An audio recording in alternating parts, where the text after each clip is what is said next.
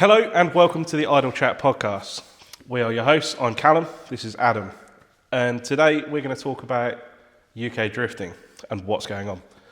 We're going to have a little delve into the tracks that we currently have available to us, how you get into some of the demo events that are currently popping up all over the country, as well as a little peek into a few drivers that we like and some of the history of this country's drifting culture and what happened over the years.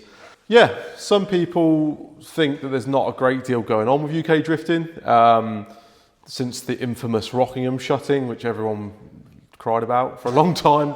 Including us. Yeah, we're still crying about it a little bit, but we'll delve into that, what that means for UK drifting, and actually, I personally think, we'll go through the podcast and find out, but I personally think there's a lot more than people think going on. Absolutely. And there's more than enough for most people to do. There may have to be some sacrifices or compromises, but I think through this podcast we'll find that actually there's a lot going on. So, UK drifting, what's going on? Some would say not a lot, but actually there's probably more than you'd think. We're going to go through a little bit of what we think has influenced today's what's goings on, and on top of that, what we've got going on, what events we're looking forward to, what events we'd like to attend if possible, and what we think is probably going to continue to happen, or the future of UK drifting, I guess. Growth. Yeah, the growth and what we expect, what we hope, that's for sure. We can only really speak from our experience. So Callum's been doing this longer than me. You've been doing it About 17 years. I've been involved roughly. Yeah, so Callum's got a good experience, and things don't always follow a trend, but you'd like to be able to make an educated guess based upon 17 years of experience. Hopefully. we'll find out. But where do we start? I suppose what's going on now. So at the moment in UK drifting, this is the UK we're speaking of, not. Yeah. We can't speak for America and Europe and stuff like that so much. But in the UK, there's been a bit of a shift over the last, I would say, since just before COVID, really. Yeah, there's certainly been a resurgence of events in the last few years. There's been quite a lot more demo events popping up for the sort of higher calibre of cars. Yes. And a lot more events at car shows as well was part of that, so things like Gravity and so on. And Bagsy's just done Initiate, which is Initiate, a brand new show. which was I didn't go. No, I didn't go, but it looks good. But it looked pretty sick. I would like to have seen, if I'm being picky, and I am being picky, because I mean I couldn't organise an event like that. But I would like to have seen the track, because it was either really fast or really slow and narrow. And when you've got like a 1,000 horsepower pro car, driving it at 10 mile an hour is so hard. Yeah. Because the car just it's just lagging, it don't want to go. And the entry was like a first, second, third, throw it to a dead stop hairpin. Exactly. So it was really quick into just sitting there frying tyres. Basically, you were just like running at each other. It was a demo, I think, more than anything, wasn't it? Really, it was. But if they could do like a more consistent layout, I don't mean like fourth gear all the way around the track, but if there was something which was a bit more flowy, a bit more of a natural, I think it would be mega. But as it was already really good. Yeah, it was kind of like a cross between the Red Bull drift shifters. Yeah, that's a good point. Actually, the drift demo, it was sort of laid out like that, and it's a bit like what they do for Goodwood Festival of Speed with the drifters there. I suppose they're limited. Goodwood as a circuit is a very fast, traditional sort of outer limits of an old airfield circuit. It's a very quick. There isn't a lot of like transitional pieces, so that it would have been a like fourth, fifth gear circuit if they'd have tried to do it on the main track. So I guess they have to make it visible to the spectators as well and keep them focused into a certain area. And it was cool that it was in front of like the grandstands and the pit lane and stuff like that, because it is quite a circuit like Goodwood. Yeah, it is quite iconic, and amazing, like you say, amazing that that they pulled it off. Yeah, and such a historic circuit is welcoming drifting. Granted, obviously it was invite only, but is welcoming drifting. Goodwood as a company is beginning to, obviously at the Festival of Speed and more and more at other events, are starting to have drift cars and recognise it as a proper motorsport, which is something that drifting has struggled with for its whole life, has been sort of being recognised as a true motorsport and not just some yobbos in old cars hooning around. Yeah, I mean, there is still that. Yeah, there's a bit of that. And not all of them are old. George Bartley is a brand new show. Brand new M2. Yeah, George's M2 is pretty wild. Yeah, so yeah, that's one example of an event that's happening now. But there's plenty. You've got, as you said, we've got plenty of demo events. You've got like Castle Combe multiple times in a year. Yeah. You've got Silverstone, so you've got tracks, Japfest. There's Gaston Track, which I think is... Yeah, I think that's a similar thing to like a demo. initiate. I think that's going to be like a kind of a car show that has some moving vehicles as well as static things. So I think that's another demo event. And then you've got... With a huge following as well. And a huge following that probably doesn't cross over with drifting very much. No. They're more of a fast as-by road car. Yeah. Expensive upper-end vehicles as well as just general fast stuff. I find that at tracks, when we do the tracks events, a lot of the people that go to tracks are going there they're in their supercars or their track cars or whatever, and then they go and have a burger and stood by the side of the track, and some absolute moron comes flying past backwards at 100 mile an hour, and they're like, what is going on? Clinging on for dear life. Yeah, and then they come into the pits afterwards and like, what Who are you? Yeah, what is wrong with you? you? Yeah, give yourself a wobble. But yeah, there's quite a lot going on. The obvious elephant in the room, which we have to address, is Rockingham. Yes. Which for UK, we're not gonna talk about what has been and all the glory days and stuff like that. But Rockingham was, in this country, the facility for drifting. Yeah. If you don't know, it's in Corby, which location-wise is brilliant. Central in the country, really. Yeah, it's literally the Scottish. In England, it's literally bang in the middle of England.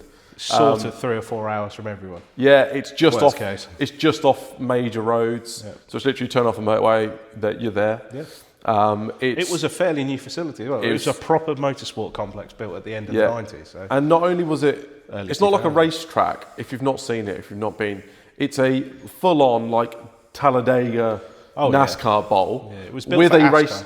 Yeah, with a racetrack in the middle of that, and then on the outside of that was just miles of good tarmac. Yeah, car parks. And it was built to obviously facilitate the motorsport side of the circuit, but we obviously as drifters are able to utilise that and build whatever layout we wanted from it. Yeah. And it was all good quality tarmac, nice and flat, not full of potholes. No, and the nice thing as well was you had the 3 options. So when Sweeps used to do the Mat Series there, you'd have the outer paddock, which would be the tarmac sort of area, which was... It was like the skid pad area, wasn't it? That was a layout, that was a cone layout circuit. That's it, which is great for twinning, or if you're not quite as confident, or if you just want to like run with mates. Risk. Yeah, it's great. Then you had like various runs on the, various layouts on the infield track, and then as well as that, they would incorporate some of the bowl. Yeah, which was really fast. Yeah, so you'd be 4th, 5th gear down into the pits. And latterly incorporated a Mayhem layout as well, down a wall.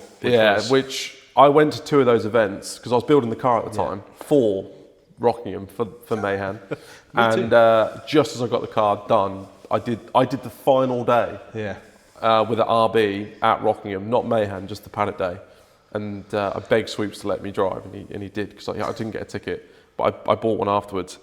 And it was incredible. Yeah, it had such a good atmosphere to it as well because, like I say, it was central. So it wasn't. You sort of end up in this country. We've got little pockets of circuits. We've got 5 or 6 circuits that we can utilise. Yeah, and all the locals go to those circuits and don't really travel like they do in America and so on. In America, people will drive 24 hours to go drive a circuit. In this country, we're all a little bit lazy. So unless it's a spectacular event, no one will really travel. So you have like, or a majority won't travel. So you have like little pocket, like Three Sisters has got a load of people that go to Three Sisters, and that's where they drift. Yeah, that's true. We've got Norfolk Arena near us. That's a style of drifting in itself, and everyone goes, or a lot of people go there and don't really go anywhere else. You've got Santa Pod, which does have a good variety now, but is only open in the off season because obviously they use their car park. And I'm sorry, Santa Pod, but your road surface It's a bit rough. is pretty It's awful. a bit rough. So a lot of people with fancy stuff don't necessarily want to go there because No. you'll end up breaking something. Yeah, it is a bit rough. There is a line that isn't too rough, but if you veer off that line, You're screwed. yeah, you get air. Yeah. The problem we have in this country, I think, fundamentally is, well, there's three issues, but the main two, I think, is housing. Yes. Like free space. The expansion of housing, because Rockingham Circuit originally was a long way from Corby, and now it's got Europe's biggest housing development next to it, That's the problem. which is part of the reason And it then- no longer is a motorsport circuit. People buy a house near a racetrack and then moan that the racetrack's loud. Can't believe there's a racetrack there. Same thing happened at Liddon Hill. Yeah, Snetterton are having loads of noise issues. Yeah. Mallory Park. basically every circuit. Every in this country. circuit is having noise issues because all these circuits were built on old airfields or in the middle of nowhere. And then as time's gone by, more and more people are in the UK and everything's expanding. And where can they build houses cheaply? Oh, there's a bit of land near that airfield. That's cheap. We'll build 1,000 houses on it. Oh, hang on, there's a racetrack. Oh, that'll be fine. Yeah, we'll close that down. Yeah. Basically, we'll kick off enough that we'll close that down. Which is a problem. And then the other problem is you get people then leaving said racetracks. Yes, and mainly the people that have been to watch, I might add. Yeah, not normally the drivers. Not 'cause normally the they're drivers, normally because pretty they've had good. all day to get it out their Yeah, system. but normally then you get like Liddon Hill, that happened a few times, where you get Barry and his boys doing second, third gear peel outs on the Yeah. road outside someone's nice little cottage, and they get a bit upset. They get a bit shirty about Yeah, it. which is fair. Rightly so. Yeah, which I is would fair. as well. Yeah, and that obviously doesn't then bode well for drifting or drifters or the circuit itself. No, sadly, we all get tarnished with the same brush. We do, but Boy racers, that's what we are. That's what everyone tells me that isn't into cars or motorsport. We're boy racers. yeah, which they're not necessarily wrong. If you're Not looking at it necessarily from the outside, there's a car with a load of stickers on it, which is really low, really chintzy, and it's doing a third gear peel out. It's Yeah. they don't know if it's an E36, which is They don't care. No, they don't care. just think it's they don't know if it's noisy £5,000 knobheads. worth of car or 105 grand's worth of car. No. They just see this silly car doing a burnout and immediately ring the police. Yeah, so that has hurt circuits. Rockingham didn't close because of that. It closed because it was sold. Simple as that. The circuit was struggling financially. It got sold to Cinch, who... One of my competitors. Yeah. one of the Unfortunately, I didn't quite have the capital to buy No. Rockingham. If But not, I would have done. It And I would have sold to put them for Mayhem on it. parking, and that was really the end of it because there was more money to be made in parking than was in motorsport, And with far less aggro. That's the key bit. Yeah. The key bit is you're not going to get any complaints for having 150 cars parked, 5,000 cars parked there. No. They don't care. So it's a shame. But that leaves us with tracks, but they tend to be in Narnia. Because They're few and far between for us, aren't they? Events in this country, but Yeah. there has been a resurgence in big events. We've started to see more sort of weekend events rather than drift days. So the return of Spring Matsuri, Spring Matsuri, this which year I went to, which was brilliant. which I think is the first Spring Matsuri since Rockingham closed, because When did Rockingham close? I don't know, a long time ago. It was a long time ago. was I a want to say long like time ago. 2017. Possibly. I wouldn't know without looking it up. It's before COVID. What I do know is it meant a lot of drift cars were for sale for cheap Yeah, it did. Yeah, it did. for a while. Yeah, it did. There was all of a sudden just like, oh, I'm giving up. Yeah. Yeah. Oh, I've got nowhere to use it anymore. Yeah, I'm yeah. done.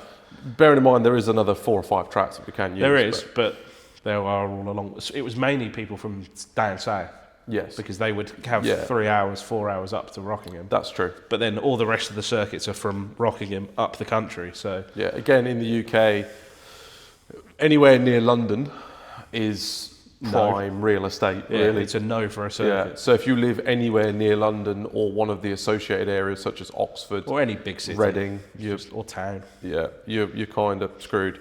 So we're limited on space. Drifting as a whole is a noisy, smoky It is. motorsport. If you, I went to North Carolina last weekend, actually. I popped Yeah. in for a look, which is a circuit I used to spend 2 or 3 Saturdays and Sundays a month at, doing events there. I was there for half an hour and I was like, this noise is unbelievably unpleasant. my other So half's loud. family live about 4 or 5 miles from, no, not quite that, about 3-4 miles from North Carolina.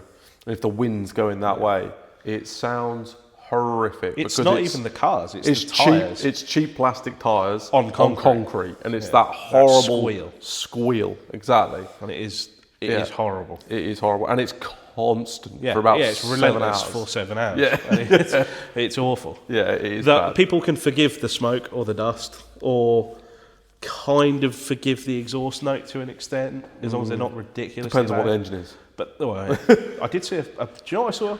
A VW Lupo drift car. I don't even know how that works, but it was there. Really? Yeah, there's a Lupo drifting there. Anyway, but it's not that upsets people as much as it is that piercing squeal. And it is deafening, and it is Horrible. relentless as well. It doesn't end. There's no getting away from it, unless it's a wet day, obviously. But No one wants a wet day. No one wants a wet Particularly day. not at North Arena. No. Because it's on a shale oval, so all that shale washes onto the into the concrete. track, and then you're literally you tiptoe round in doing nothing. like a Not pig going in shit, literally. Yeah, absolutely. Yeah, it's not the grippiest of surfaces on a dry day, let alone the wet. No, it's not. Well, although that said, you couldn't spin your wheels there, but Well, that was That was a separate issue. That was a separate problem. But yeah, UK drifting. Why do I sound sad? It's somber compared to where it was, I suppose, at one point. Let's talk about that. Rockingham was thriving. Rockingham brought a big increase in events. There was one or two a month, every month, all year round, including in the snow. There was snow events there. There was.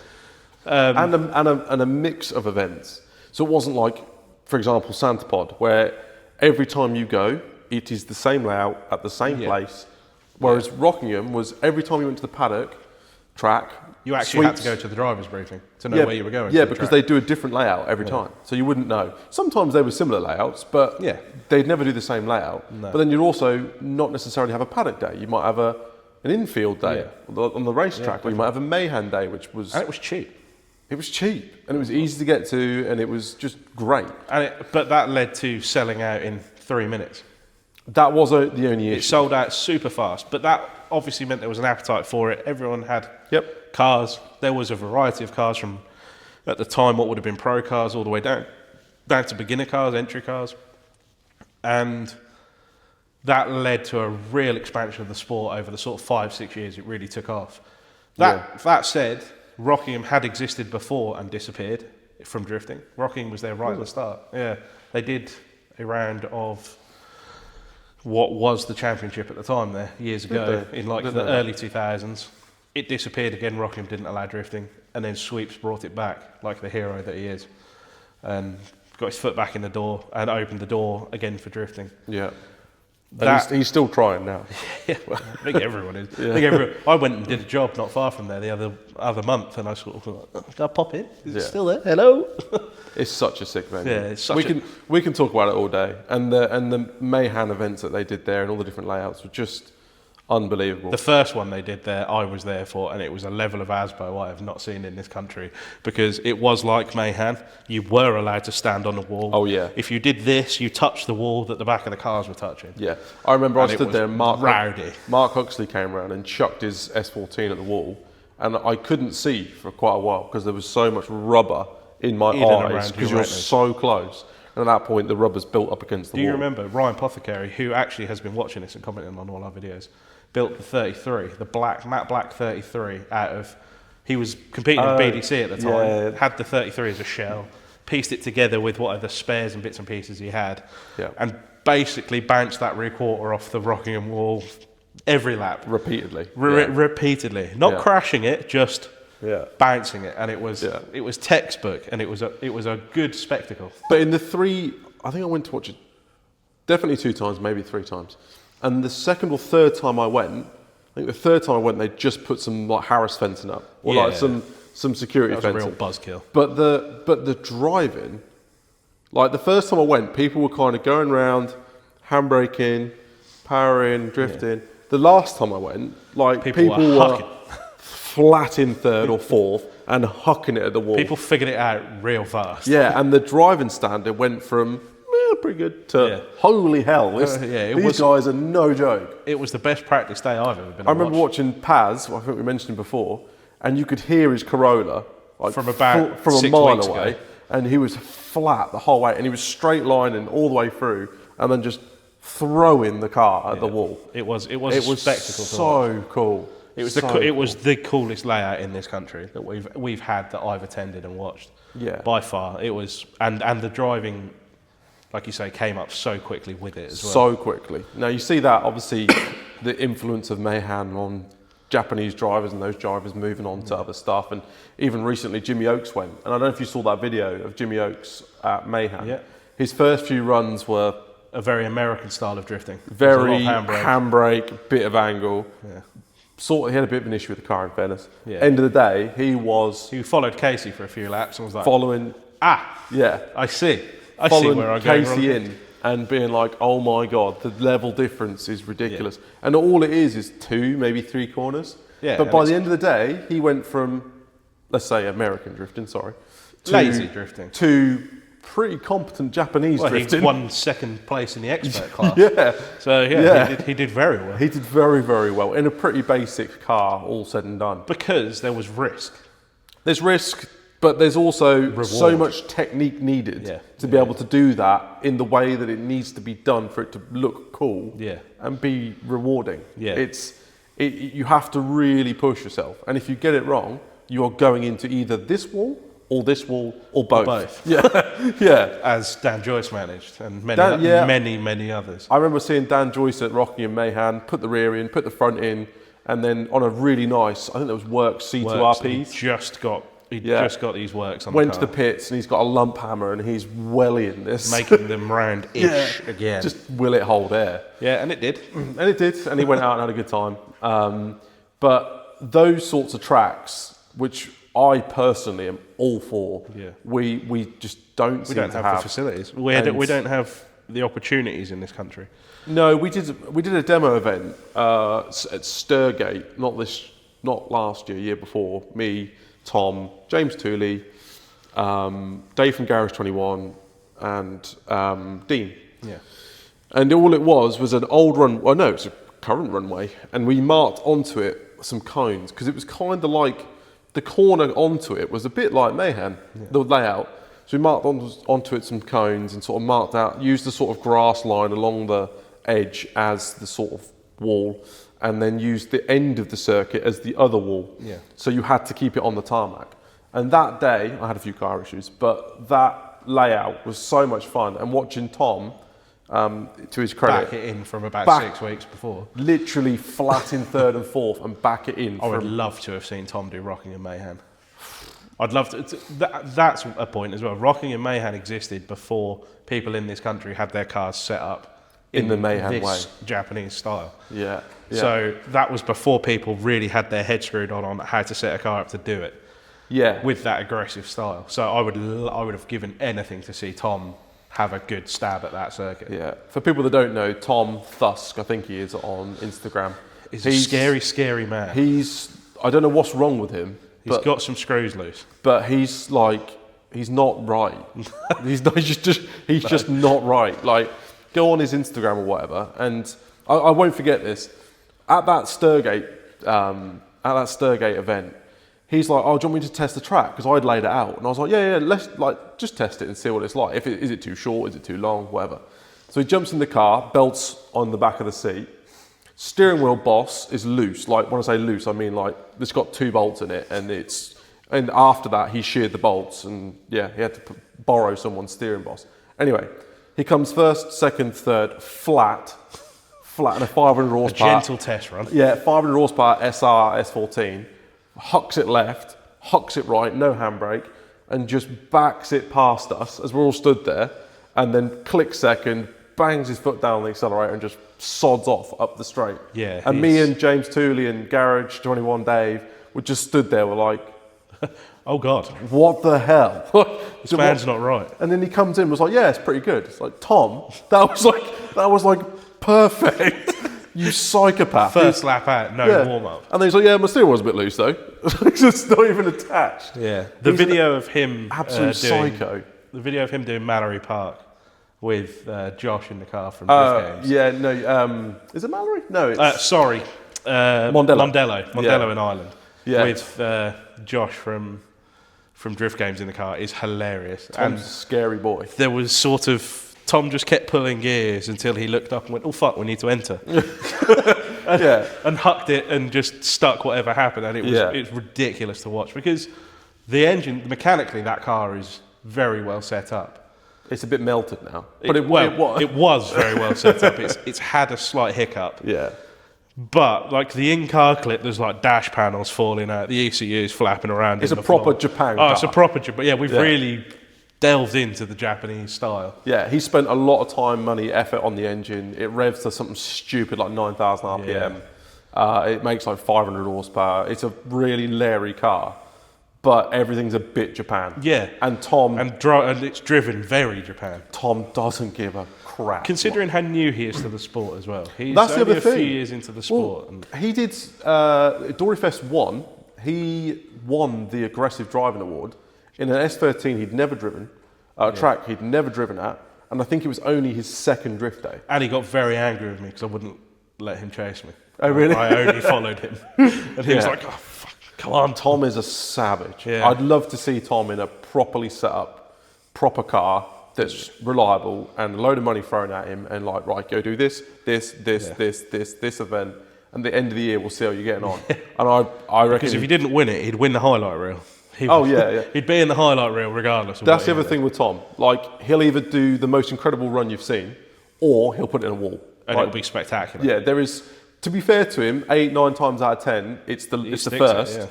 But a few times he came into... I followed him in at Doryfest.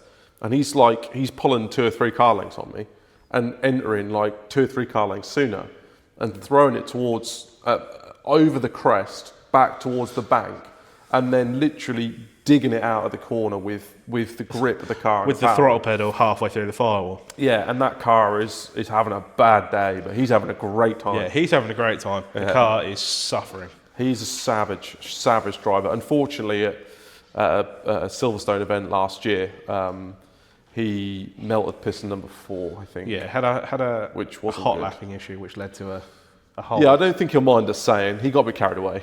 And, he really got lost in the sauce, and the sauce bit him. He was having a bit of trouble because he was using all these different grippy tyres, and Silverstone is a really grippy track. And I think he was having a bit of trouble getting it nailed how he wanted to get it nailed, the entry that is. Yeah, there was a lot of self-criticism. Everyone else was probably watching it thinking, "Wow," but he wasn't happy. He was annoyed. And he drove angry. He drove angry, and the car was saying, "Stop!" And the car was angry. Yeah, and he didn't, and then it got a bit too hot. Yeah. So these things happen. Pistons turned up today for that. Yeah, I saw that. So that should be back. I think he's trying to get it back for. He's going to Ireland again. Going to Mondello the week after Doryfest. Yeah, but this is Tom, though, isn't it? Yeah, exactly. That's what I mean. He did 3 diffs getting to Doryfest 1. He did do 3 diffs 2. getting to Doryfest 2. And he did a diff at Doryfest 3 as well. Yeah, it sounded ridiculous. And that was a GTR diff. Yeah, that kind of puts it in perspective. When you've got a 500 horsepower SR S15 and you're smashing GTR diffs. Hard on the gear. Yeah. Hard on the equipment is Tom. Oh, yeah. I'm glad I'm not funding him, but I do enjoy watching him. Yeah, well, Garage 21 Dave, Midlands Dave, he's been obviously supporting Tom a lot and sees what I think we see in Tom and sees that he is just an absolute savage. Yeah. And Tom, to be fair to him, I think he said I don't know how many hours he put in before he went to Mondello, but he's got a sim at home. Yeah. And he put in a hell of a lot of hours before he went. So when he got there, he said it only took me like a run, and I was confident. But yeah, that's a cross between sim time and screw loose. Yeah, Tom isn't a normal guy though. No. Like he's not. He's not fantastic for the sport in this country. Yeah, his passion is second to none. Yeah, this has become Tomcast. It's become a We Love Tom podcast. Sorry, Tom. Callum is still a stancy low boy, but I think deep down he does. I still appreciate good driving though. Yeah, I joking aside, like I try to do all that sort of driving as well. I haven't got the balls that Tom's got, to be honest with you, or the bank balance to fix it when it goes wrong. That's the real heart of the matter, isn't it? If you won the lottery, you wouldn't be worried. Oh, if I had 2 or 3 cars out here. It's not the worrying. It's not the skill set. It's the no. And I'll push it, and I push it a lot. You push it a lot more than you ever used to. Yeah, I think I'm the only person that's done a backy at Silverstone along the wall. That was not deliberate, but but Nearly it needed was, a new seat because your bumhole chewed through it. yeah. But when you push, shit happens. Yeah. And I've got away with it, touch wood. So far. So far. But yeah, Tom, I do like to watch Tom and try and replicate. And to be fair, Tom has helped me so much with this car, with driving, but also with the car, with the setup. I was struggling with it. I was struggling with getting it to do what I wanted to do. And Tom suggested 3 or 4 changes. And an SR. Yeah, well, you know, he's not perfect. everything's He's not perfect, perfect, but you know, you can't get some stuff wrong. But yeah, Tom suggested these changes, and I said went and won Japfest after that. Yeah. It completely transformed the car. And again, that's impressive. That shows the dedication to the sport from someone that has only been in it for 2 or 3 years. I don't know 4 how long he's years, been maybe. doing it, but it's But probably to be able to set a car up via Messenger that works, that takes a lot of level of But he'll spend nerdiness to sit and study. he'll spend hours on the sim tweaking stuff, and then tweaking it back, And and then then tweaking apply it stuff. to real yeah, life. yeah. So he'll trial stuff on the sim to make sure it works before he does it to his car. Probably best, because if he trialled it in real life, his bill would be awfully expensive. Astronomical.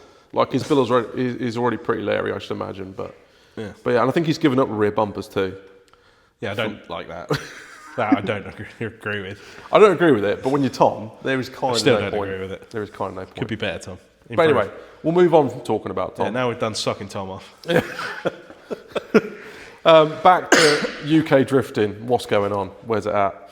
So Rockingham closed, big sad, but there are still plenty of events. There are. Rockingham, I think, paved the way for lots of other events, and I think the people that, this might be controversial, the people that sold up after Rockingham weren't true drift enthusiasts. Ooh. Because if you were, you would have said, that's a shame, but I can still do this, I can still do that, I can still go to Match Series, I'll have to get a trailer, I'll have to get a tow car, I'll have to, I don't know, change my car slightly. But you could still do events. Just because it wasn't as easy to get to doesn't mean you should have sold the car. In my opinion. This is in my opinion. Yeah, it certainly... So I think the people that were left were proper, true, die-hard. A lot of people that drifty were people. left were people that were there before Rockingham took off the second time. They I were think there was already drifting. There was a time there where people were like, oh, this drifting thing was cool, and there's a track up the road. Yeah. I'll get an S14. They're not that expensive at the moment, because they Yeah. weren't. No, and they no, went and no. did some drifting, like, oh, that's sick. And then drifting sort of stopped at Rockingham, and they went, oh, okay, well, I'll sell the car now. Perhaps they're the smarter people. Well, true. If it's easily accessible and relatively cheap, then it's fun. But when it isn't, then it's a pain in the ass, and we don't want to play anymore. I don't know. I don't know. I don't know. I don't know if they did the right thing or the wrong thing. I know if they'd have kept their cars, They they'd did be the worth right a lot thing more for them. now. Yeah, they would be. We spoke before, Days from the Internet. That's Days from the internet. that's a man who was all about it and was a big Rockingham guy and Yeah. was one of the people that sold his cars at the end of it.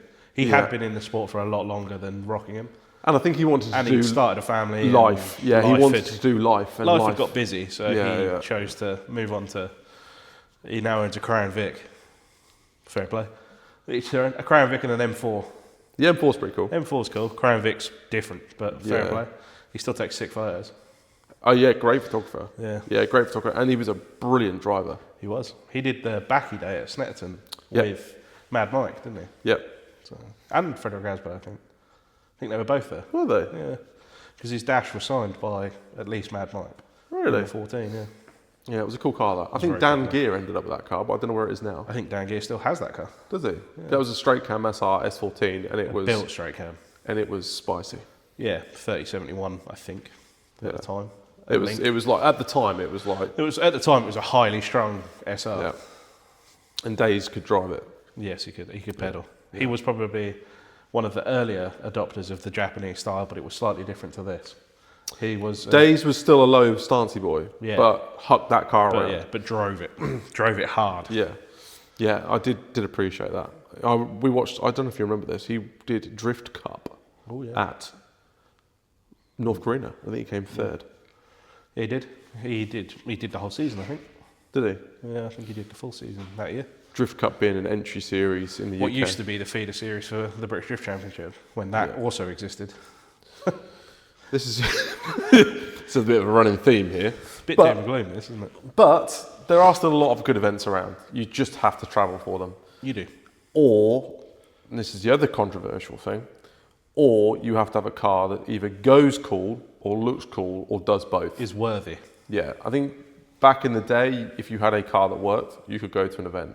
Now there are other events, such as Storyfest, which is invite only. The demo events, invite only. Yeah. You can apply, but you have to be accepted. And which I believe is a great thing. well, let's go But on I've to it. also been accepted to everything that I've applied for. So Let's get on to it. So, I suppose that probably taints my opinion a little bit. yeah, Mondello Park for the Drift Games Bashes last year. I think Dave Egan released a post or a statement saying basically that they. From now on, it will be application only. Yeah. Now, immediately, people will be like, oh, it's elitist and that's not fair and how come all these same guys get to do these events and we don't get to do these events? Fundamentally, they're not saying you need 1,000 horsepower and a 2J. They're saying your car needs to look good. You need a presentable car and Yes. you need to drive in a presentable manner. Yes. Now, if you are dedicated to the sport and you want to do these events, then That that's shouldn't be a problem. the hoop you have to jump through. Yeah.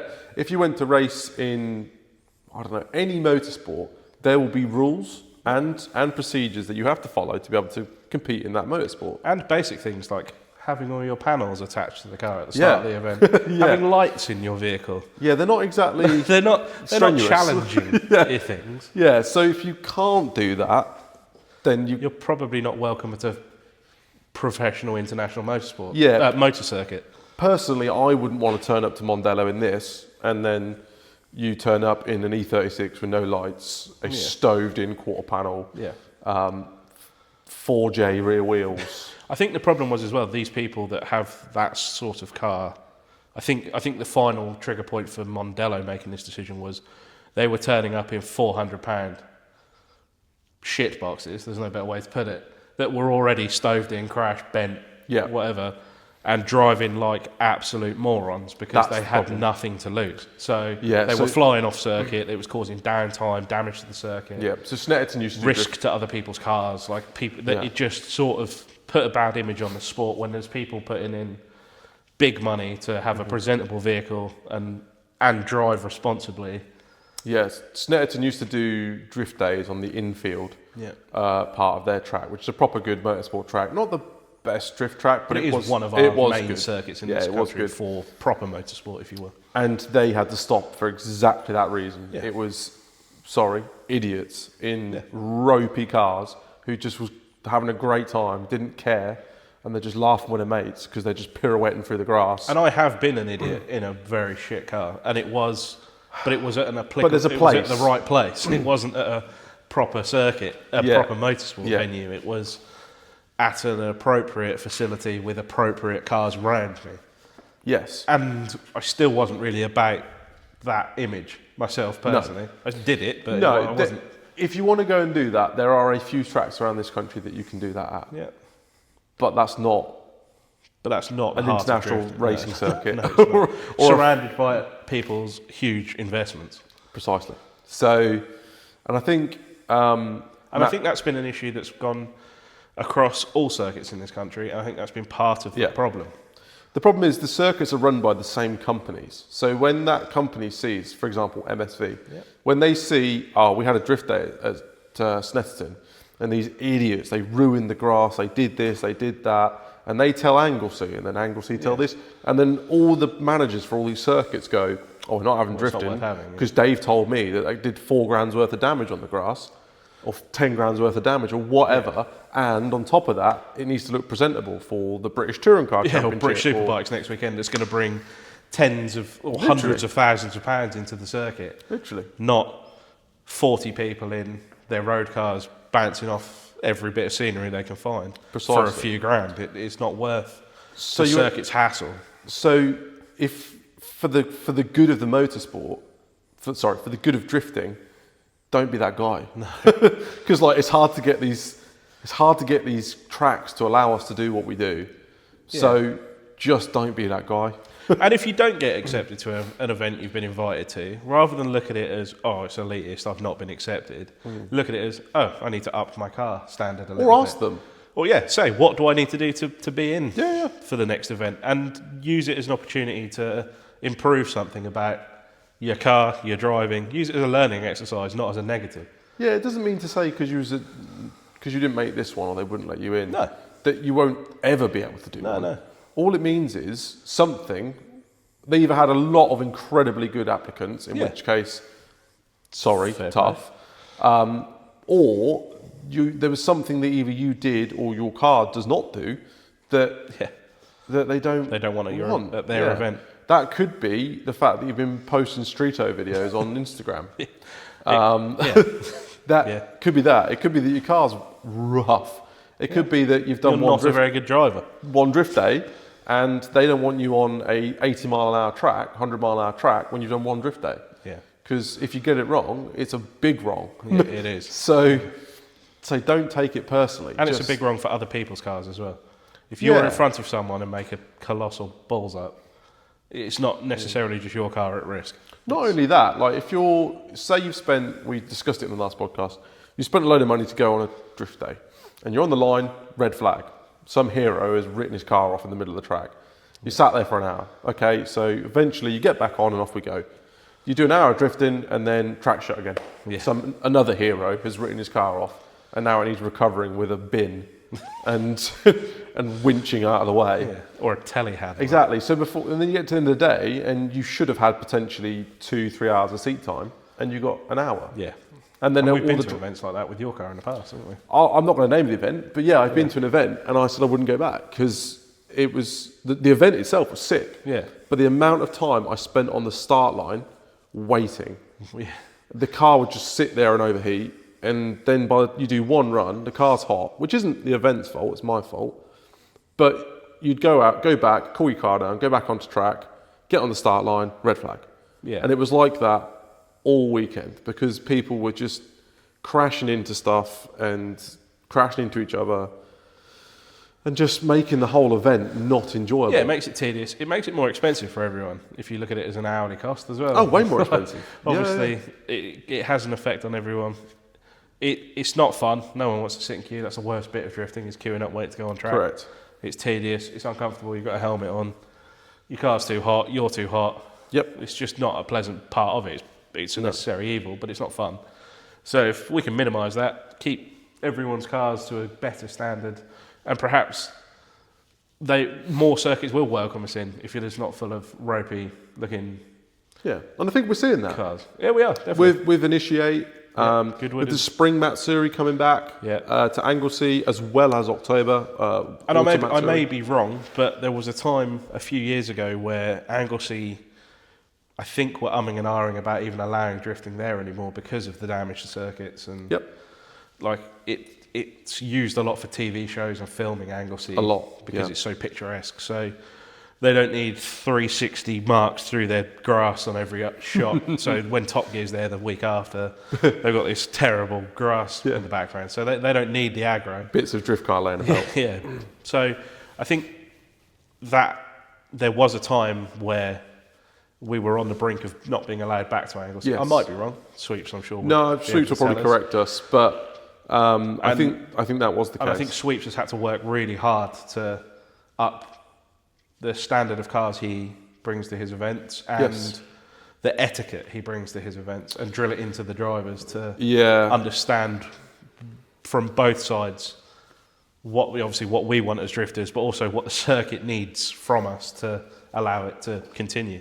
Yes, yeah. And I think Sweeps has been open to having those conversations, which perhaps and working with tracks like Anglesey and in the past Rockingham to facilitate this, whereas perhaps other promoters haven't bothered. It's been too much aggro, so they've gone, well, you can either do this or you don't, or they're not willing to accommodate the circuit's opinions, or the circuit's not willing to accommodate the driver's opinions, and that leads to something's got to give, and frankly, we're small fry compared to what most of these circuits that's what you've got to remember. Make their income from. Yeah, that's, British Touring Car, they're bringing maybe 10,000 spectators over the weekend and various other things. We're not. No, so they're bringing in who are they going to prioritise? 300, if we're lucky. Who are they going to prioritise? Yeah. Them. And they've got hours of cleanup of rubber. Yep. Damage to the circuit if someone decides to do a burnout. Damage to their grass or their surroundings. Yep. Complaints for noise. Complaints from locals of the yobbos leaving. Some absolute Barry doing a burnout It's on the just, road. if you were a track manager, you would just go, no, thank you. This is not worth it. The hassle is not worth it. The juice is not worth the squeeze. Literally. So that's a problem for all circuits, but then we need to make the most of the circuits that we do have to make sure that we stay there. But yeah, what's going on in drifting? And like I keep coming back to it, but there are plenty of events. You've got the Mat Series, demo events. So to be able to get to be invited to a demo event, you need to either have one of the three things or all of three things. So first thing is your car needs to look presentable, be well built. Doesn't need to be 1,000,000 horsepower, but it needs to be fairly powerful, i.e. presentable. 300 plus horsepower, ideally. That said, there are some people that do demo events with 250 horsepower. You need to be capable, I would It say. needs to be capable, it needs to be driving presentable, to a it needs to be certain safe. Yep. It needs a full cage, it needs all your safety requirements. You need your safety requirements, so hands devices, race suits, gloves, shoes, all that sort of stuff, which to be fair, it's a bit boring, I know, but it's probably not a bad idea. Not a bad thing. You need to be able to drive, that's point number 2. And you might say, well, how do I show someone that does these events, like I can drive? There's a few ways. I'll be honest, I got invited to do the first Silverstone event by Sweeps, aforementioned, and it was because I did a Mat Series event, and on the evening they do a battle, like a demo battle, sort of like night demo thing. Night runs, don't they, on one of the layouts. Exactly, and it's because it's in the dark, they only want sort of good drivers. Has to be caged. Cage cars. Yeah, good, competent drivers. I mean, all cars at Mat Series have to be caged, but at the time, they didn't. They didn't, no, but they want the sort of competent drivers that they know are not going to sort of make a mistake effectively, and also have a car that's capable, i.e. caged and all that sort of stuff. So I got asked to do that, and I hummed and hard, and I said, I'll give it a go. Did it, got on all right, to be fair, not anything crazy, but got on all right, and then afterwards... and that layout is terrifying in the dark because it's about 2 lights. It's terrifying. I didn't have and any... it's like third, fourth, top of third. It's top of third gear, no lights, and along the sides of the track at the time were tractor tyres. So if you get it wrong, you're going into a tractor tyre. You get it really wrong. Which is going to hurt you and the car. And afterwards, I messaged Swoop saying, like, thank you so much. Great to do that. Thank you for inviting me. Thank you for being allowed to do the night demos. And if you want me to do any demos in the future, let me know. And I left it at that, and Sweep said, cheers, mate, thanks for doing it. And then a little while later, he messaged me saying, a couple of people have dropped out. I know it's last minute, but would you be interested in doing Jap Fest at Silverstone? Being as that's, like, for me, one of the events that I've always sort of wanted to do and idolised kind of thing. I jumped at the chance, and that was that. So you don't have to go and do competition driving. You don't have to have a crazy horsepower car. You have never done a competition? I've never done a comp. Never once have I done a competition. But you put yourself out there and in front of the people that run these events. And drive competently throughout the day at these events. In a good car. In a decent car. Then there is not a good chance, but there's definitely a chance you'll get asked. Be noticed. Yeah. And when you're asked, you just do it. Yeah. And you jump at it. You don't have to go out there and be doing backwards entries at Silverstone. But go out there and don't be a hero, but do well, have a good time. And you'll be asked back. It's as simple as that. So you don't need 1,000 horsepower. You don't need to have won 5 competitions. Nothing like that. No, and this leads on to like the gravity events, the gravity events, the officially gassed, initiate all this stuff. Yeah. Kind of once you're in that circle to an extent of people know that people will This sport is a small enough sport that people will know of you if you start doing these events. Yes. There isn't enough events in this country whereby you could do Silverstone and someone that's doing Initiate will have never seen you. No. Or no one at that event. There's always crossover between these events. Most of the people that did Initiate did Mat Series 2 weeks before. Yeah. So that's sort of once you've sort of proven yourself to an extent, I guess. I know that sounds very elitist, but it's not the case. Once you've proven your competency, if you will, those events are potentially on offer to you. But on the other side of things in this country, the general quote-unquote practice day is certainly has diminished over the last few years. Yeah. But if you're willing to travel and you are not too particular about your criteria of circuit, there is probably 6 or 7 tracks in this country doing events. We've got Sandspod, which is throughout the winter months. Norfolk Arena, which is a great place to learn if you're looking to learn. Yeah. Pod and Norfolk Arena, both great places to learn. Pod's very good because you've got multiple tracks. Yeah. So if you're a complete beginner or if you're a pro driver, there's something to keep you amused. Yeah. The downside to that is it's limited on the amount of events they do a year. Limited on events, and the surface is a bit like the surface If your of the car's moon. too low, then you're going to have a bad time. Yeah. Norfolk Arena, great basic circuit. It's basically, they usually run a kidney, simple circuit to get your head around. Yeah. Plenty of space. It's consistent as well. It's consistent. There's plenty of space. There's plenty of seat time if you go there for the day. Not expensive. No. But quite dusty. Very dusty. Quite dirty. Yeah. And because it's a small circuit in the middle of effectively a banger track, sometimes the calibre of car is not fantastic. Depends on the event. But there is also still some pretty nice cars go there. Some good cars go. There's a lot of mediocre cars, if we're honest, but there's some good cars. But on certain times, they do certain events. They'll do like a mock competition night. They'll do like a weekend thing. They do a Friday night drifts that I take my cars to, which is on their competition layout, which is a little bit more technical. It's a sort of battle layout, so that you run 2 cars at the same time. Yeah, great fun. Great Brilliant fun. on Friday night. It's 2 runs, so you don't end up blowing through tyres so bad. You don't overheat your car too much. The run itself is longer, and you're sort of well into second gear, maybe even clicking in third for the bit of the middle. Ratios, so it's not a slow layout. It's not. It's good don't fun. get me wrong. It's not crazy fast, but that's a great entry level circuit in this year. You've got Matchams, which is a banger oval. Down south. Although I've seen a lot of like cars of this calibre and higher on there lately. There was an event there a few weeks back where there was DY had about 6 engines there, all like 600-700 horsepower stuff, sequential box cars, competition cars there. DY got a mention when we're halfway through. We're a bit slow on the old DY mention. We need a bell for DY. But so Matchams is another circuit. Then you've got Pembrey. I was going to say Pembrey. I've not done Pembrey. No, I've not done Pembrey. I've never been to Pembrey. It's because it's actually about 10 miles away from where my auntie lives, so I even have somewhere to stay if I choose to do that event. But it's just 5.5, 6 hours away. That's from us, yeah. But that does some really cool layouts. South Wales? South Wales, yeah. South Wales. South tip of Wales. You couldn't really be much further away from us. Yeah.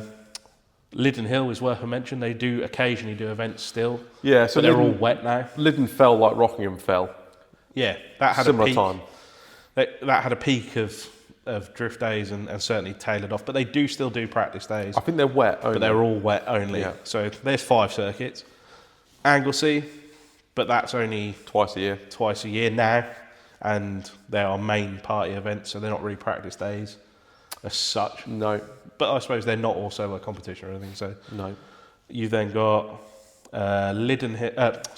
Three Sisters. Yeah, Wigan. Which do an amount of practice days, but not as many as they used to. I think they're having noise issues because they are in the middle of Wigan. Yes. And it is a go-kart circuit, and now it's got drift cars on it. So it's also just been resurfaced. Has it? Interesting. I think it was last year. A lot of it had been resurfaced, and it's apparently quite good. Decent. It's an interesting layout as well. It's quite technical.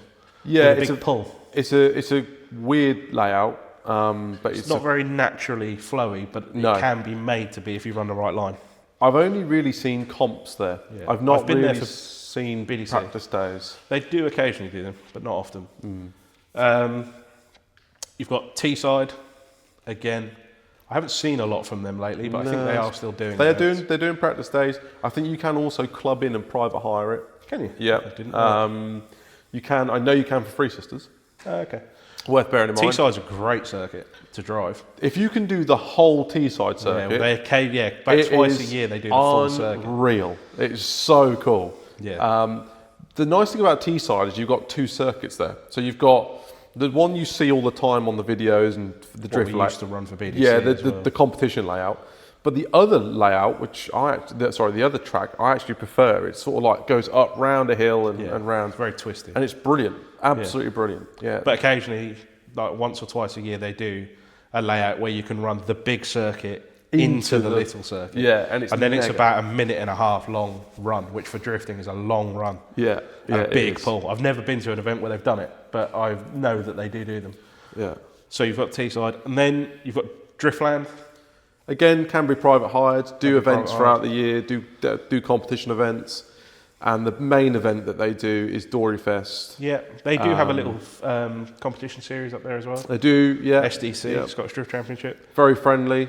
Yeah, very friendly, very welcoming. Well run. Run by drifters, for drifters. Yep. They understand what this sport is about. Yep. Because it's the only purpose-built circuit in the UK. Yeah, and Europe for drifting. I owe them a solid because not last year before, my gearbox was having issues and they let me use Stuart let me use all the facilities. Yeah. I don't know if I should say that or not, but yeah, they were absolutely brilliant. And in the end, Stu actually had a tool which we needed to get the job done, and he lent us it to do it. So, whilst he sat there drinking Buckfast. Was it Buckfast? Yeah, it was awful. I tried. Or was he like? Oh, he can. He had a great time. Yeah, he can. Yeah, he can drink. He can drink. Yeah. But you got that, and then so we're 7, 10.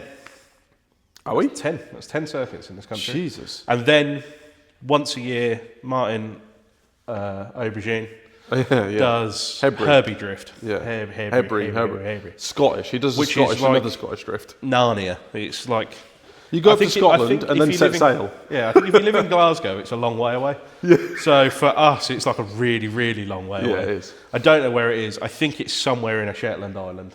It's an island off the coast of Scotland. It's like. It's a trek. It's a long, long way away. And I think there's only 1 or 2 of those a year. So you arguably couldn't. That's probably tailored to northern Scottish drifters. If you're up north or if you're in Scotland, I don't think it's too bad. It's on a really small technical kart track, which looks really fun. I think it's a bit more expensive to get to because you've got to get a ferry. Yeah, that makes sense. But yeah, so that is off the top of my head, I'm sure there's something I've forgotten, but... No. So we're talking about 10, 11 events. And let's be real here. The UK financially is probably not in the best position. No. I myself am certainly not in the best position that I've been in. Same. So realistically, if I did half of those events, I'd probably be bankrupt. And that's the sort of practice day element of it. Yeah. So you've got the demos on top of that. How much more do you want? It's my kind of... So there is actually a lot more going on than would initially meet the eye. It's just you've got to look for it. The best example of that in this country, I think, is Jake Crouch. Yeah. He is a man that looks for the event. He has done, I think he did 32 or 35 drift events last year. Boy's an animal. Granted, a couple of them are in America, where he bought a Corvette over there and went drifting. He's just shipped his S15 over there, which he's going to drift at Hyperfest this weekend. So, madman. And he did... Psycho. Yeah, he did the Up in Smoke tour across Europe. Yeah, that's another good one. So technically speaking, that is an event which starts in the UK. It does. Al from Crusade organises that event. I think that's in collaboration with Monster Energy. Monster Energy, yeah. I think Chelsea Denofa did it last year and various other people. I think this year Peden's doing it and loads of other people. It's a take on Drift Week. Yeah, it's a tour across... multiple Europe. Circuits, multiple days, and it's sort of expected that you street drive your drift car for it. I don't think it's compulsory. I think it is pretty much compulsory. Is it? But they do take with them a lot of vans and trucks. Yeah. So if you need support to take vehicles. Spares, you can. Yeah. But Luxembourg's a huge fan of the event. Don't think they're going back to Luxembourg. They may have made mainstream news in Luxembourg, which I don't think is very hard because the country's about the size of a postage stamp. But yeah, they were noticed. It's quite outlandish. It looks like a good time. Well, Jake takes his S15, which is effectively a pro car. No, it's higher spec than this. Yeah, which is this plus a bit. Yeah, it's full wise fab, stripped out, no carpets, bucket seats, harnesses, and does a quick 2,000 miles. Yeah. The odd burnout, we'll say, on the road. Sometimes he loses control going around roundabouts. Yes. Well, two-way diffs and very tricky on slip roads and things like that. But yeah, no, it's what's going on. a lot. Yeah, there is a lot. People say, "Oh, Rockingham's gone," and "Oh, there's not a lot on." There's a lot on. If you look for it, it's there. If I won the lottery, and which is not going to happen, but because I don't play it. No. But if I won the lottery and said, "Right, I'm going to spend this year going drifting," I would have very little spare time. There's that much to do, and that's in the UK. On top of that, in England and in Scotland. On top of that, in Wales, you've got the Irish events. Yeah. You've got Mondello do several events a year. Mondello do several events a year. Again, obviously, then we've spoke about that, but they're now application only. But I'm sure if you're able to do half the events in this country, you're able to do those events if you get your application in early. Or at least try.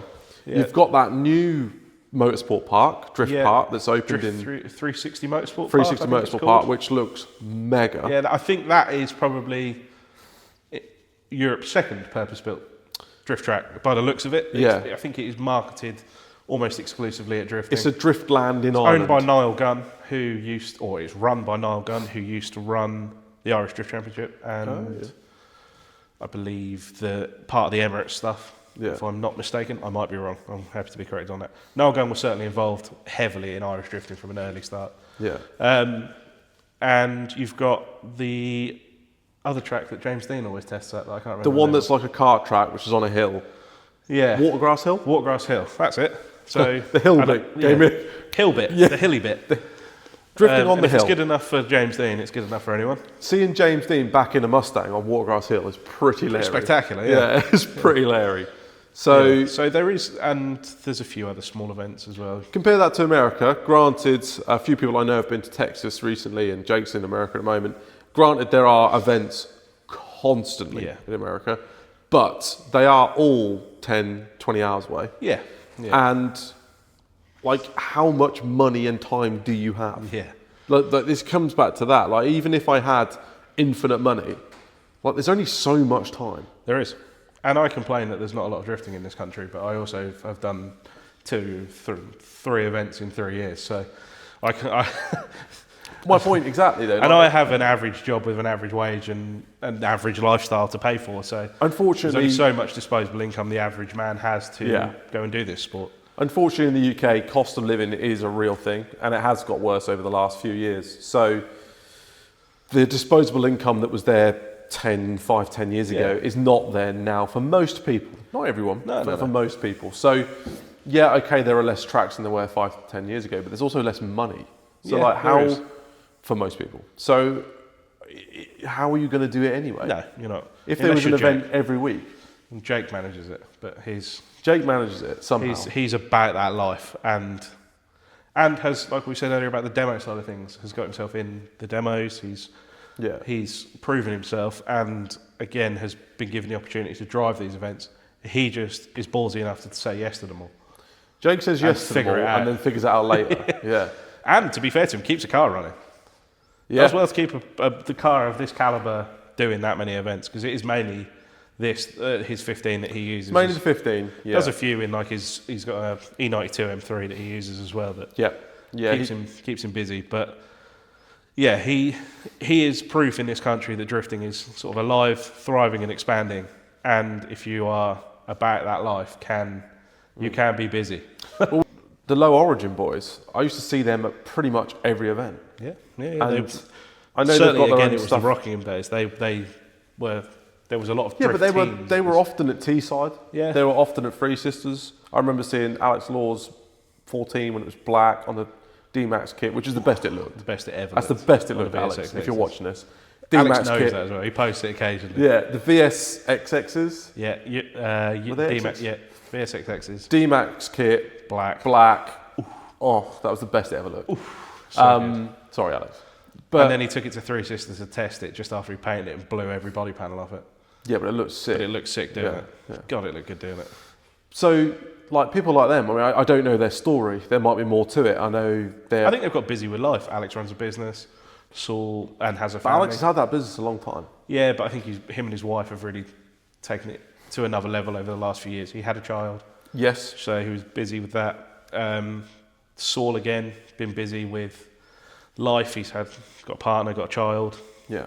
So I think, and progressed with his work career.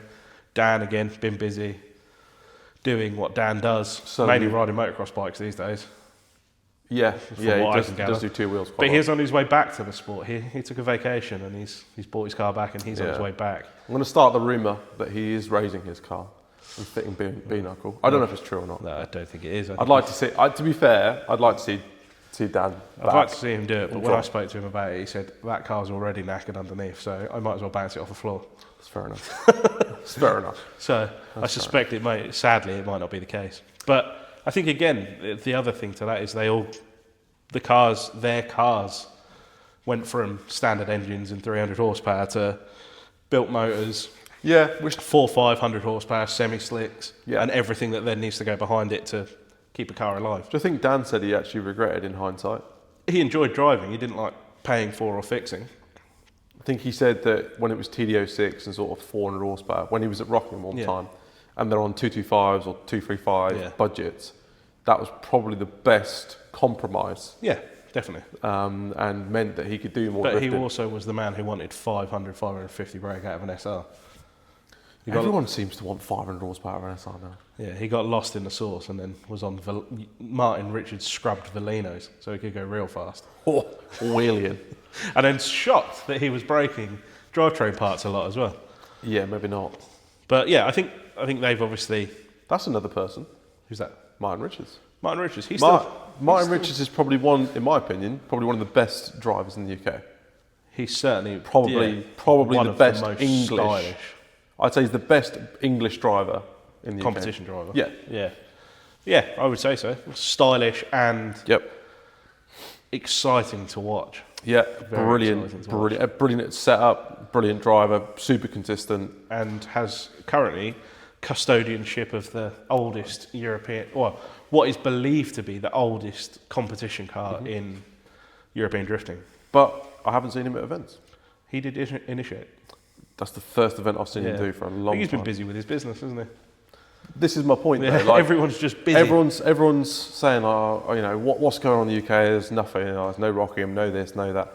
But there are events, we've listed loads, and yet I don't see people there. But I don't know why. Is it budget? Is it that they're the same events? Is it, what is it? I don't know. I think cost comes to a lot of it. A lot of these people, much like yourself, are self-employed people that have built a business, and that's facilitated the sport. And then I think these people have all got to a point where, I need to focus more time on my business. I can't afford to be off every weekend drifting, or I can't afford to put them. I can't justify putting the money into the car at the moment.